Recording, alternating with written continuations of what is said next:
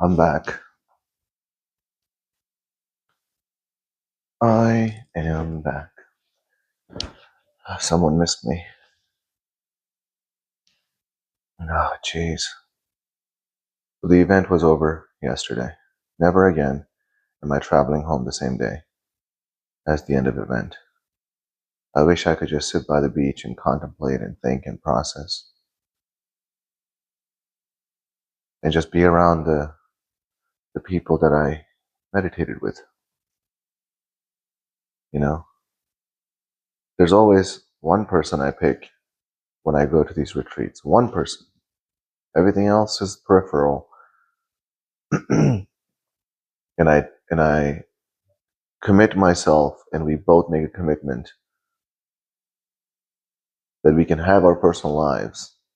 When it comes to meditations, you are going to sit right next to me, and we're going to bond, and we're going to have our little fields collide, and we're going to amplify the energy. We're going to do it over and over and over right next to each other.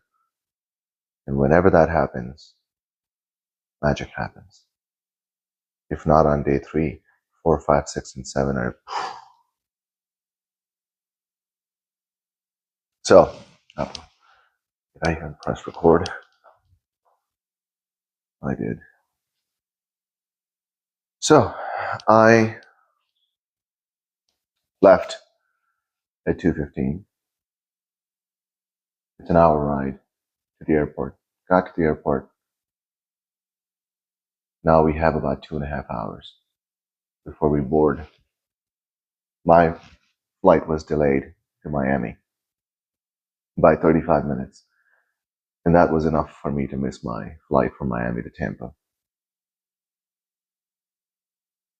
Not fun. So, yeah, I met so many people. There were so many people coming to Miami. So many people from Miami actually attended the event. So when we got into the plane from Cancun, it was like a big party. The whole first class was just full of, different bands, yellow band, purple band, blue band, all that, white. So everybody's on their knees, everybody's leaning over, exchanging phone numbers. We're just laughing. What was your favorite meditation? What happened to you? And then everybody started laughing at me in a good way, in a complimentary way, that quite a few of them saw me do a breath work standing up at the beach, and then I lights out and I dropped on my face. And Dr. Joe made fun of me. He was not making fun of me either, but he said, I saw people, they did the breath work when they're standing. And then Dr. Joe actually jumped off the couch and went on his knees on the floor and then get back on the couch. And he's like, and then they got up and then they started all over again. Yeah, that was me. I thought I was going to be fine the next time I got up and I tried the breath. One breath, guys. Here's what changed. Let's talk about this, right? What changed? The releases were unbelievably strong. They were so strong. And I figured out a new way of breath. I'm going to talk to you guys about this. First, I'm going to talk to you guys privately on Q&A. And then I might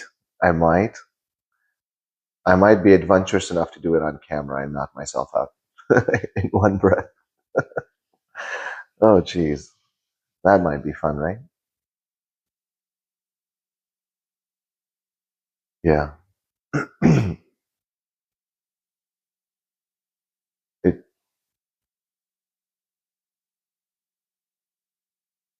So, got to Miami. It felt like the whole airport was just closed. Yeah, it was 11 o'clock, whatever. And then, and I'm with, what's her name? I forgot her name. This lady she lives in New York, but her kids live in Miami. I think she's originally from Venezuela. So she and I flew together, and she was such a beautiful soul. She kept telling me on the flight, she's like, I'm so grateful you're sitting next to me. We're having such a good time. We're talking about all this. She was so sweet. If you're watching, I love us. So we stand in this big line because the first class line was also shut down. So we stood in this line that took a lot longer than I thought it was. And then they said, "Hey, we have a flight for you in the afternoon tomorrow. So here's your boarding pass for tomorrow flight. Good night." And I'm like, "No, I have meetings tomorrow, and I didn't bring my laptop here." So I called Anna and Mike from Canada. You guys know them now, if you guys have watched any of the Q&As. And they're so amazing. They started to look for every possible way that I could get home last night. And she started sending me screenshots of limos that I could rent. She looked up other flights. She and so she and I started calling each other. Like, what did you find? What did I find? Here's what I'm thinking. Blah blah blah. And during that, I just was determined. I was like, I'm going home tonight, come hell or high water.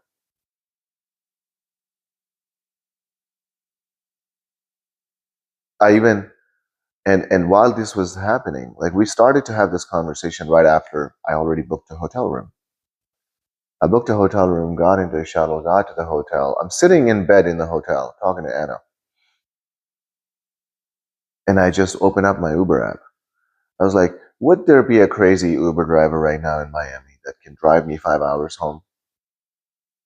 And it was searching and searching for drivers and searching for drivers and searching for drivers. And then this lady that accepted, which to my surprise, I'm like, this lady's probably doing Uber around Miami. She's really going to drive 5 hours to Tampa one way and then drive 5 hours back to Miami? Apparently, yes. So I texted her. I was like, hey, just to make sure, we're going to Tampa International Airport because I parked my car there. And that's more than 4 hours away. And initially she's like, oh my God, that's so far. I was like, I know. I just figured I should mention it before you pick me up and then you're shocked. And I just went back down, put my room cards on the front desk, put my luggage in her car, and I went into her back seat. And I'm just leaning back now. I'm like, yep, I'm going to be home. She had to stop by the gas station and everything else. But because I was so tired and it was past midnight at this point, it was like 1 a.m. And I'm not used to this, right? I go to sleep at 9, I wake up at 3 in the morning. That's my usual schedule. I sleep for 6 hours sometimes a little bit less. If I do too much meditation, then I need less sleep. But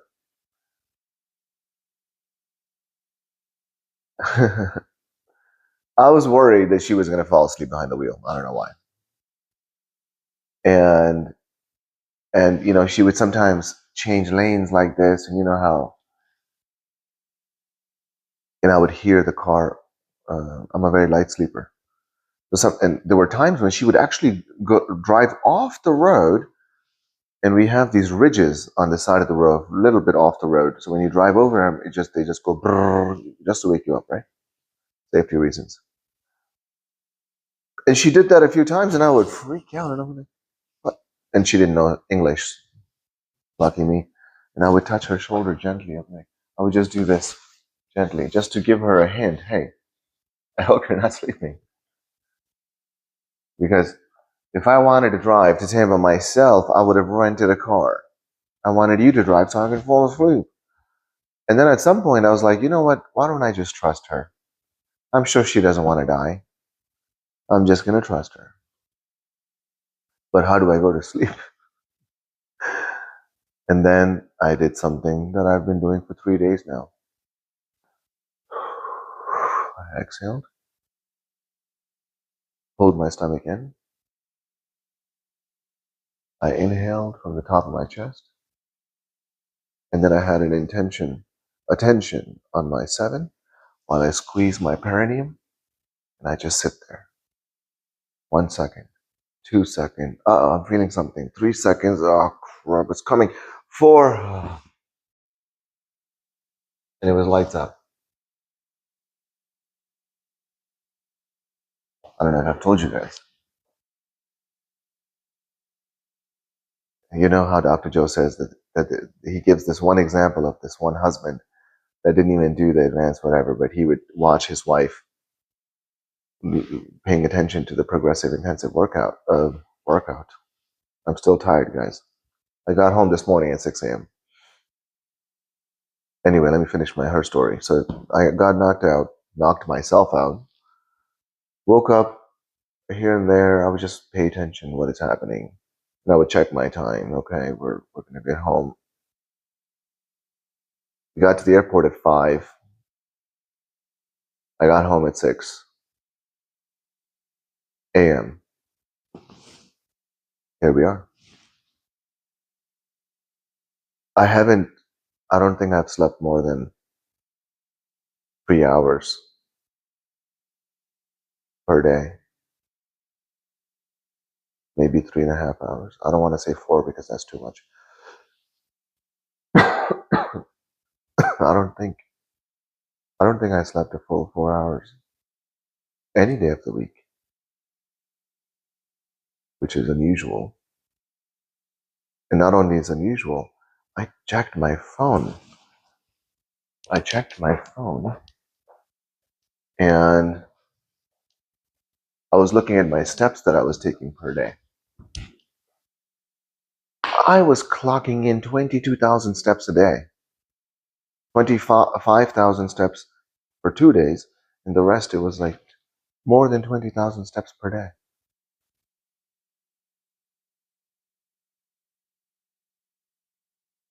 I figured out how to ding my pineal gland one breath. When I was at the airport, there were these 2 ladies from Miami. This was their first retreat. They were so confused about breath work. They kept giving themselves headaches.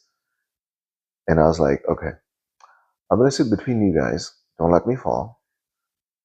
I'm going to tell you guys what I'm talking about. And when I did it, I stopped right before, because I can feel the energy moving up. Sometimes I'll let it go all the way up to 7, and that's when I'm out. But when it reached my heart, because then it just expands right away, it shoots up right away. When it reached my heart, I was like, okay, stop. But I still went like I'm underwater, like boing, boing, boing. I don't know what's happening. Where am I? Like I did lose the concept of where I was. I had to think about, like, it took me 5 to 6 seconds, and they grabbed my arms because I think I was just like leaning in one direction. And then I slowly came back, and it felt so good. I could feel it. It's so funny.